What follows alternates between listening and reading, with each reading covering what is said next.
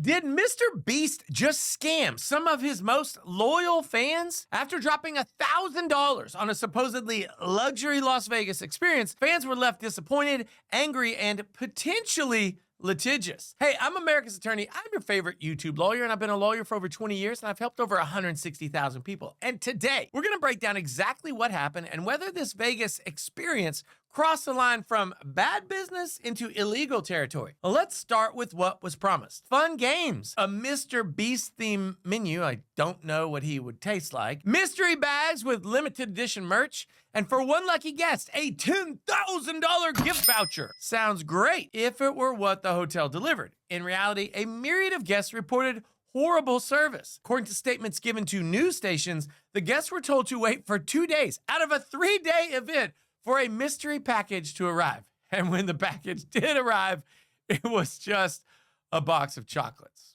Wow. I mean, presumably feastable, so at least average? As for the so-called mystery bags, the guests reported that the bags contained clearance merch, like extra small t-shirts, hats, kids' shorts, etc. Following this disappointing delivery, the attendees gathered to speak with the Resorts World Las Vegas CEO and demand a refund. And several guests shared with 8 News Now that they want to get a lawsuit filed against the hotel to get their money back. But do they have a valid legal claim? Well, let's start with misrepresentation and false advertising. These are 2 legal concepts that often come into play when a service or product doesn't match what was promised. In this case, the business offering a $1,000 Vegas experience might have crossed that line. Misrepresentation happens when a company makes a false statement, either intentionally or negligently, that leads someone to make a purchase they wouldn't otherwise have made. If the MrBeast superfans booked this experience based on promises of luxury, exclusivity, and top-tier service, and then those claims turned out to be false or at least exaggerated, that could qualify as misrepresentation. False advertising goes even further. Under Federal Trade Commission or FTC rules, advertising must be truthful and not misleading. Claims made in ads must be backed up with evidence, and anything material, meaning anything that could affect a consumer's decision to buy or not to buy, has to be accurate. If the business marketed things like theme meals, fun events, and other luxury elements and then didn't deliver, they could be violating FTC rules and/or federal and state false advertising laws. These laws are especially strict when it comes to services that rely on experience and perception, because there's a fine line between like creative marketing and then, deception. The average person would have been misled by the way this experience was advertised. That could open the door to legal consequences. However, and on the other hand, experiences that are open to interpretation or subjective grading of their level of excellence are not as likely to be unambiguously misleading or fraudulent. In other words, while beauty is in the eye of the beholder, also like excellence or super fun or cool stuff is also in the eye of the beholder.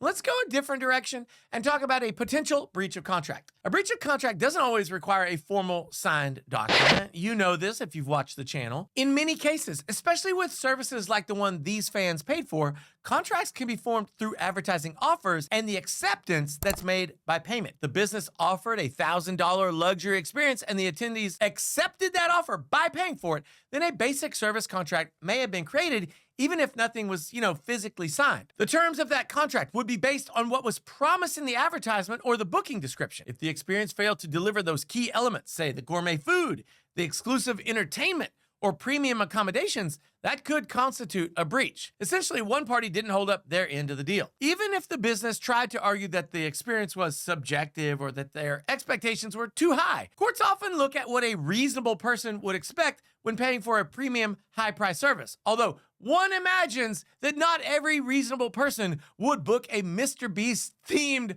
Las Vegas experience, but what do I know? If essential features were missing or clearly misrepresented, that strengthens the case for a breach of contract claim.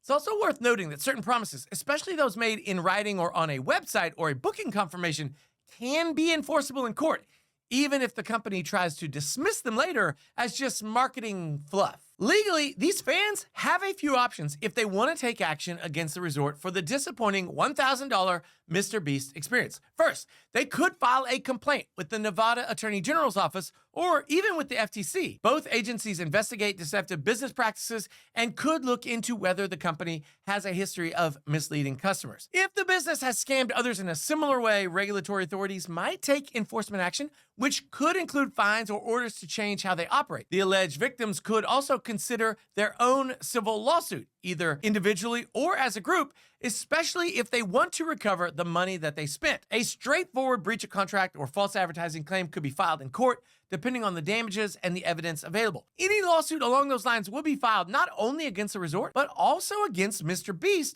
for allowing his name, image, and likeness to be used in connection with the procurement of customers. Of course, at the end of the day, it's probably either the resort or MrBeast, but not both of them, who are at fault for the shoddy customer experience. And because of that, it would not be surprising at all if the customers did sue both defendants, for one of the defendants to sue the other one, or perhaps for each of them to make a cross-claim against the other. Of course, this plays right into the hands of the customers, who ultimately don't care who pays them for the waste of time and money, as long as someone does. And if the co-defendants are suing each other, blaming each other in court for that bad experience, it does make it seem more likely than not to people on a jury that they both know that the experience was in fact a sham, or at least not up to the standards of the promises that were made. However, this route could be affected by the resort's decision to fully refund customers. Of course, it is possible to be damaged more than the purchase price, but in most instances, if a company gives you a full refund, they're probably asking you to sign a release that makes it impossible or almost impossible